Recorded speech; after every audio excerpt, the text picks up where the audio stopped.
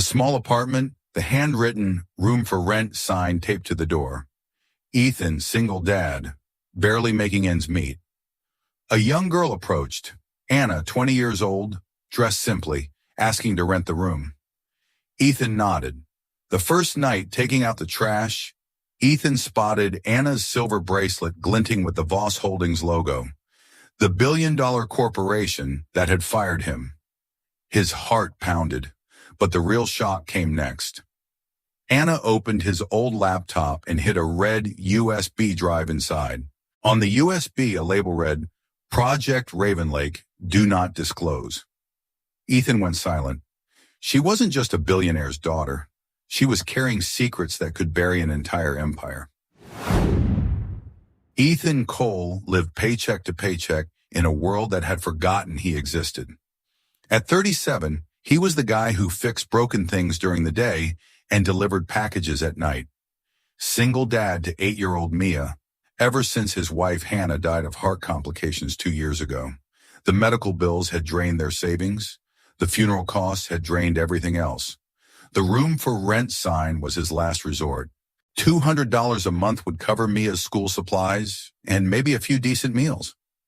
Anna showed up on a Tuesday afternoon, looking nothing like the college students who usually answered his ads. No designer clothes, no attitude, no parents calling to inspect the accommodations.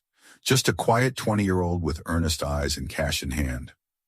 I'm studying art, she said simply. I need somewhere peaceful to work. Mia took to Anna immediately.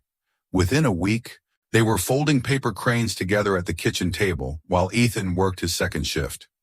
Anna taught Mia new origami patterns, helped with homework, and never complained about the thin walls or the heater that only worked when you kicked it twice. She was perfect, too perfect. That's when Ethan started noticing things. The silver bracelet she always wore caught the light wrong sometimes, revealing an engraved logo that made his blood run cold. Voss Holdings, the corporate giant that had restructured him out of his warehouse supervisor job 18 months ago. No severance, no explanation, just a form letter thanking him for his service. But Anna couldn't be connected to them. Could she? The neighbors started talking first. Mrs. Chen from 2B made pointed comments about young girls these days and inappropriate living arrangements. Dave from his delivery job was less subtle. Dude, you got a college girl living with you? What's your daughter gonna think? The whispers followed him to the grocery store, the gas station, Mia's parent-teacher conferences, single dad renting to a young woman. The math looked wrong to everyone who cared to judge. Ethan ignored them. Anna paid rent on time, kept her space clean, and made Mia laugh in ways she hadn't since Hannah died. That should have been enough, but the silver bracelet bothered him, and the way she sometimes stared at her phone with an expression he couldn't read.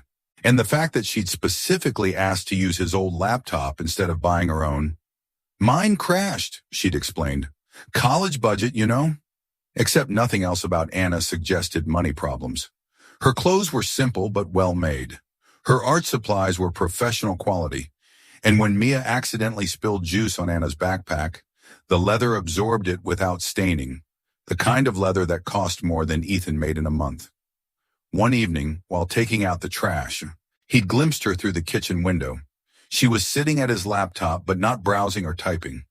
She was inserting something into the USB port, something small and red. When she saw him coming back inside, she closed the laptop quickly and smiled the same warm smile she always gave him. Making tea, she said, gesturing to the kettle. Want some? But Ethan had seen enough. The red USB drive, the way she'd hidden it, the logo on her bracelet that connected her to the company that had destroyed his stable life. His 8-year-old daughter was upstairs, trusting and innocent, folding paper cranes with a girl who might be lying about everything. That night, after Mia was asleep and Anna was in her room, Ethan made a decision that would change all their lives. He was going to find out who Anna really was. Are you watching from somewhere? If you discovered your tenant wore the logo of the company that ruined your life, what would you do? Comment your thoughts and subscribe to see what happens next. For 3 weeks, Anna became part of their small family in ways that felt dangerously real. She helped Mia with art projects, taught her advanced origami techniques, and somehow made their cramped apartment feel less like a place where dreams went to die. When Ethan worked late shifts, Anna made sure Mia had dinner and finished her homework. When Mia had nightmares about her mother, Anna sat with her until she fell back asleep. It was everything Ethan had hoped for when he'd posted that rental ad. A responsible tenant who genuinely cared about his daughter. So why did he feel like he was living with a ghost? The signs were small but persistent. Anna paid her rent in crisp hundreds, always exact change. She never ordered takeout, but somehow the refrigerator stayed stocked with expensive groceries. And that silver bracelet, she never took it off, even when washing dishes or helping Mia with messy art projects. The bracelet that bore the logo of Voss Holdings. Ethan had worked for their warehouse division for 6 years. Steady pay, decent benefits, the kind of job that let him plan for Mia's future. Then came the restructuring. 37 employees let go in a single day. No warning, no alternatives, just security guards walking them out with cardboard boxes full of personal items. Hannah had been sick by then. The insurance coverage ended with his job. The medical bills that followed destroyed everything they'd built together. But Anna couldn't know any of that. Could she? The doubt was eating him alive, especially when he watched her with Mia. His daughter's laughter had returned after months of grief-stricken silence. Anna had given them both something precious, hope that their little broken family might heal. The first real crack came on a Saturday morning at Peterson's Market. Ethan was counting coupons at checkout, calculating whether he could afford the name-brand cereal Mia had asked for when his card was declined. Again. "I'm sorry," he told the cashier, his face burning with familiar shame. "Can you remove the—" "I've got it," Anna said quietly, appearing beside him with a platinum credit card. The cashier's entire demeanor changed. The same woman who'd been tapping her fingers impatiently while Ethan sorted through crumpled bills suddenly became deferential, almost servile. "Of course, miss. Right away." Anna's card went through without question. $237, paid with the casual ease of someone for whom money was never a real concern. The other customers in line stared. Ethan felt their judgment like a physical weight. The single dad who couldn't afford groceries, saved by his young female tenant's platinum card. Walking home in silence, carrying bags that Anna had paid for, Ethan finally asked the question that had been building for weeks. "Who are you really?" Anna stopped walking. For a long moment she stared at the sidewalk, her fingers unconsciously touching that silver bracelet. "I'm exactly who I said I am," she whispered. "I'm just not exactly who you think I am." That evening, after Mia was asleep, Anna knocked on Ethan's bedroom door. "Can we talk?" She sat on the edge of his bed, looking younger than her 20 years, and told him the truth that shattered his world all over again. "My name is Anna Voss. My father owns Voss Holdings." The air left Ethan's lungs. "Your father? I know what his company did to you. I know about the layoffs, the timing, everything." Tears started streaming down her face. "I found your name in the employment records. Hannah Cole, listed as your emergency contact, and then I found her death certificate." Ethan's hands clenched into fists. "You investigated me?" "I investigated my father's company. You were just collateral damage I discovered along the way." The room spun. This girl, this young woman his daughter had come to love, was the child of the man who destroyed their lives, the billionaire whose corporate decisions had taken away Ethan's job, his insurance, his ability to save his wife. "Why?" His voice was barely audible. "Why are you here?" Anna reached for the old laptop on his dresser, the one she'd been using for weeks, with shaking hands. She opened it and pulled out the red USB drive he'd seen her hide. "Because of this." The drive was labeled in neat handwriting. "Project Raven Lake, do not disclose." "What is it?" "Proof," she said simply. "Proof that Raven Lake wasn't just corporate downsizing. It was deliberate contamination of the water supply to drive down property values for a real estate acquisition." 17 people died from the contaminated water. The layoffs were just cover to eliminate witnesses who might have talked. Ethan's world tilted. 17 people? Anna nodded, her face pale, including Hannah Cole. The heart complications she died from? They were caused by prolonged exposure to industrial chemicals that my father's company dumped into the municipal water system. The USB drive sat between them like a loaded gun. Hannah didn't just die because I lost my job, Ethan said slowly. She died because your father poisoned her. Yes. Outside, a black SUV had been parked across the street for the past hour. Anna had noticed it first, her body tensing in a way that spoke of long-practiced fear. They know I have it, she whispered. They know I'm here. And now they know about you and Mia. As if summoned by her words, the SUV's doors opened. 3 men in expensive suits stepped out, their movements coordinated and purposeful. They were coming for Anna, and they weren't planning to leave witnesses. The knock came at exactly 9:47 p.m. Not the polite tap of neighbors or delivery drivers. This was the sound of authority that expected immediate compliance. Ethan looked at Anna, whose face had gone completely white. The USB drive was still in her trembling hands. Mr. Cole, a voice called through the door. We'd like to speak with you about your tenant. Ethan's protective instincts kicked in. Whatever Anna had done, whatever secrets she carried, Mia was upstairs sleeping. His daughter's safety came first. Just a minute, he called back, then whispered urgently to Anna, hide that drive. Now. Anna shoved the USB back into his laptop and snapped it closed. Ethan, I'm so sorry. I never wanted to bring this to your home. Too late for apologies. He opened the door to find 3 men in perfectly tailored suits, the kind of suits that cost more than most people's monthly rent. Behind them, neighbors were peeking through curtains and cracking doors, drawn by the expensive cars and obvious drama. The man in the center was older, with silver hair and the kind of presence that commanded boardrooms. His eyes swept past Ethan dismissively before settling on Anna, who had appeared in the hallway. Anna, it's time to come home. I am home, she said quietly. The man's laugh was cold. This is what you call home? He gestured around Ethan's modest apartment with obvious disgust. A cramped rental with a... His eyes found Ethan again. Maintenance worker. One of the younger men smirked. Sir, maybe we should explain to Mr. Cole exactly who he's been harboring. But Anna stepped forward, her chin raised with surprising defiance. No, I'll explain. She looked directly at the growing crowd of neighbors, her voice carrying clearly in the night air. My name is Anna Voss. My father is Richard Voss, CEO of Voss Holdings. And I stole classified documents proving that his company murdered 17 innocent people. The statement hit like a physical blow. Mrs. Chen gasped audibly. Dave from the delivery service whistled low. Richard Voss's composure cracked for just a moment. Anna, you don't know what you're... Hannah Cole, Anna continued, her voice growing stronger.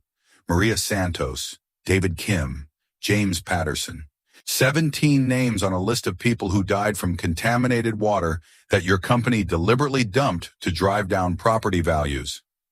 Ethan felt the world spinning around him. Not only had Anna confirmed that Hannah's death was murder, she was announcing it to the entire neighborhood. You have no proof of these allegations, Richard said smoothly, but his eyes were scanning the apartment, looking for something specific. Actually, I do. That's when Ethan realized what Anna was doing. She wasn't just confronting her father. She was creating witnesses. Every neighbor who'd come out to gawk at the expensive cars was now listening to a confession of corporate murder, and some of them were recording on their phones. Richard noticed the cameras too. His mask of controlled authority began to slip. Everyone needs to go back inside, one of his security men said loudly. This is a private family matter. Is it? Mrs. Chen called out. Because she just said you people killed 17 folks. That ain't private. Dave stepped forward, his delivery company uniform making him look official despite his youth. Sir, if what she's saying is true, we got a right to know. Some of us drink that same water. The crowd was growing. Other apartments were emptying as word spread through the building. Anna Voss, Billionaire's daughter, living in their building, accusing her father of mass murder. Richard's control was evaporating by the second. Anna, get in the car. Now. No. You're 20 years old. You're my daughter. You'll do as I say. I'm 20 years old, Anna repeated, stepping closer to Ethan, which means I'm an adult who can choose where to live. And I choose here.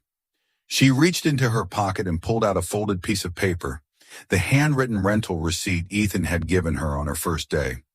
This is my legal residence. This is my rental agreement. And this man, she gestured to Ethan, has been more of a father to me in 3 weeks than you've been in 20 years. The crowd murmured approval. Someone started clapping. Richard's face flushed with rage and humiliation.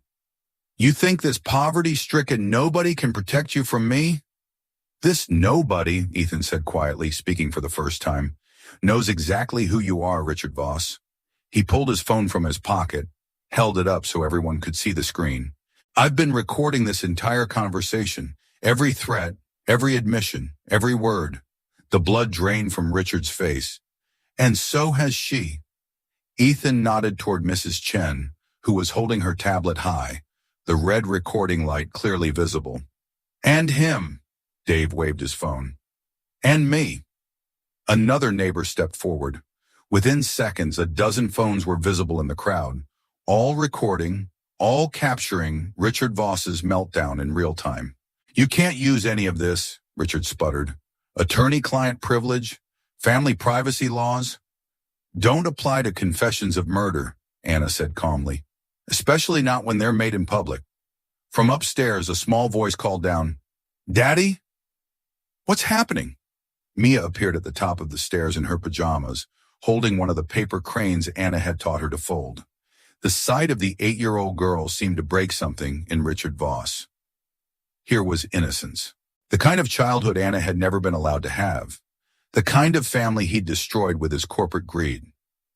Please, Anna whispered, her voice cracking. Just let me stay. Let me do the right thing for once. Richard looked around at the cameras, the witnesses, the evidence of his empire crumbling in real time. This isn't over, he said finally. Yes, it is, Anna replied. Because tomorrow morning I'm walking into the FBI field office with everything I have. And tonight, everyone here heard you try to stop me. As Richard and his men retreated to their expensive cars, Anna collapsed against Ethan's shoulder, finally allowing herself to cry. I'm sorry, she whispered. I'm so sorry I brought this to your family. Ethan looked at Mia, still clutching her paper crane, still trusting him to keep her safe. You didn't bring this to my family, he said quietly. You became part of my family. And family protects each other. The cameras were still recording. The truth was finally free. By morning, the world had changed. Billionaire's daughter exposes father's murder cover-up. While Living with Single Dad became the most watched story across every platform. The video of Richard Voss's meltdown, captured from 12 different angles by Ethan's neighbors, went viral within hours. The footage was devastating. A corporate titan reduced to threats and stammering denials, while his own daughter stood up to him in a cramped apartment hallway. The contrast couldn't have been more stark. Wealth and power crumbling against simple human decency. Ethan's phone rang nonstop. CNN, NBC, local stations, podcasters, documentary filmmakers. Everyone wanted the ordinary hero who protected a whistleblower. He declined every interview. Daddy, Anderson Cooper called again, Mia announced over breakfast, carefully folding a new paper crane from the morning newspaper. He wants to fly us to New York. What did you tell them? That we don't need to be famous. We just need Anna to be safe. Smart kid. Too smart for 8 years old. The real satisfaction came from watching the investigation unfold in real time. The FBI arrived at Ethan's apartment before noon, not to arrest anyone, but to formally accept Anna's evidence. The USB drive that had been hidden in his old laptop contained 3 years of internal communications, financial records, and engineering reports proving that Project Raven Lake was intentional environmental terrorism disguised as cost-cutting measures. Agent Sarah Martinez, the lead investigator, explained it to them in simple terms. Miss Voss, what you've provided is the most comprehensive corporate murder case file we've seen in 20 years. Voss Holdings stock crashed within hours of the news breaking. Trading was suspended by 2 p.m. By evening, the company's board of directors had called an emergency meeting to discuss leadership transitions. Richard Voss was arrested at his mansion at 6 a.m. the following day, led away in handcuffs while news helicopters circled overhead. The man who'd once commanded boardrooms worth billions was now doing the perp walk in his bathrobe. The charges were extensive: 17 counts of negligent homicide, conspiracy to commit environmental crimes, obstruction of justice, witness intimidation, and racketeering. Each count carried a potential life sentence. But the sweetest revenge was quieter, more personal. The families of the 17 victims, including Ethan and Mia, were granted first priority in the class action lawsuit that followed. The settlement numbers being discussed started with 10 figures. Ethan wouldn't have to work double shifts anymore. Mia could go to the best schools, get the best health care, have the opportunities he'd never been able to provide. All because a billionaire's daughter had chosen to live in their tiny apartment and fight for what was right. The media circus was relentless, but Ethan's neighbors had become an unexpected shield. Mrs. Chen appointed herself as media liaison, which meant she stood guard in the lobby and told reporters exactly what she thought of them, bothering good people who just did right. Dave organized the other delivery drivers into an informal security network, making sure Anna could come and go without being harassed by cameras. The entire building had rallied around their unlikely family. Anna, meanwhile, was dealing with her own transformation. Disowned by her father, cut off from the family fortune, she was learning what it meant to live without unlimited money for the first time in her life. "I've never had to budget for groceries before," she confessed to Ethan one evening, staring at a calculator and a handful of coupons. "It's not about the money," he told her gently. "It's about knowing what things actually cost." She was working part-time at a local art supply store, saving money for community college, learning to live like the rest of the world. The silver bracelet with the Voss Holdings logo had disappeared, replaced by a simple chain Mia had made from origami paper. The investigation revealed layers of corruption that went far beyond Project Raven Lake. Richard Voss had been running a criminal enterprise disguised as a legitimate business for over a decade.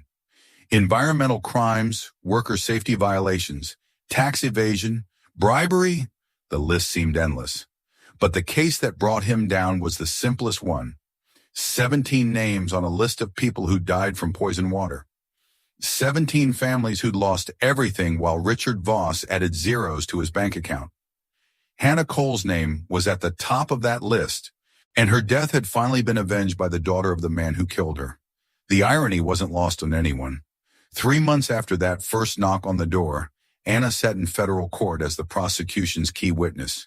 She'd traded her simple art student clothes for a conservative business suit, but her hands still shook as she held the microphone. "My father taught me that power means never having to face consequences," she said clearly. "But living with Ethan and Mia taught me that real power comes from doing what's right, even when it costs you everything." Richard Voss, sitting at the defendant's table in an orange jumpsuit, refused to look at his daughter. The jury convicted him on all charges: life in prison without the possibility of parole. As they left the courthouse, reporters shouted questions about justice and redemption and whether Anna regretted her choices. She stopped at the bottom of the courthouse steps, took Mia's hand, and gave the only statement she would make during the entire ordeal. "I found my real family in a $200 a month room. That's worth more than all my father's billions." Walking home together, Ethan, Anna, and Mia, they looked like what they'd become: a family that had chosen each other against impossible odds. Some secrets were worth losing everything to reveal, and some families were worth everything to protect. 1 year later, the City Hall hosted a press conference announcing the Richard Voss Memorial Clean Water Initiative, a program funding water safety monitoring in low-income communities. The irony of naming an environmental protection program after the man who'd poisoned 17 people wasn't lost on anyone. Sometimes justice came with a bitter sense of humor. Anna stood at the podium beside the mayor, no longer the frightened girl who'd hidden USB drives in old laptops. She wore a simple blue dress and the paper chain bracelet Mia had made her, now weathered from a year of daily wear. When it came time for remarks, Anna didn't give a speech about corporate accountability or environmental justice, though she could have. The settlement money had made her wealthy in her own right, but it had also taught her what wealth really meant. Instead, she reached into her purse and pulled out 3 simple objects.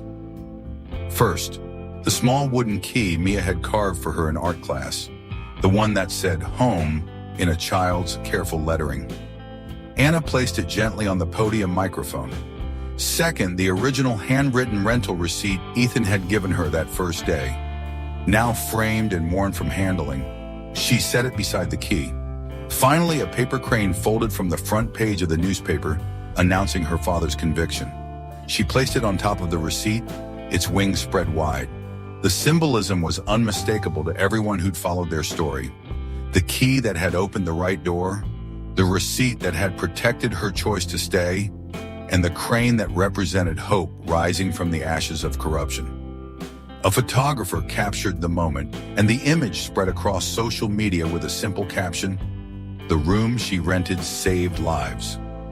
After the ceremony, the 3 of them walked home to the same apartment where it had all started. The room for rent sign was long gone, replaced by a small plaque that read, "Cole Voss Family." "Are we really keeping my last name?" Anna asked, the same question she'd posed a dozen times since the adoption papers were filed. "Family isn't about names," Ethan said, unlocking the door with Mia's wooden key. "It's about choosing to stay when staying gets hard." Mia ran ahead to their kitchen table, where dozens of paper cranes hung from the ceiling, each one folded during their most difficult days, each one a promise that tomorrow could be better. Sometimes the most expensive room wasn't in a mansion. Sometimes it was the $200 space where someone finally learned what home really meant. Sometimes the most valuable inheritance wasn't money or power. It was the courage to choose family over fortune, truth over comfort, and love over everything else. Which moment moved you most? When Anna placed the wooden key on the microphone, or when the paper crane landed on the rental receipt? Comment below and subscribe for more stories. Hero Dad stories about families who choose each other.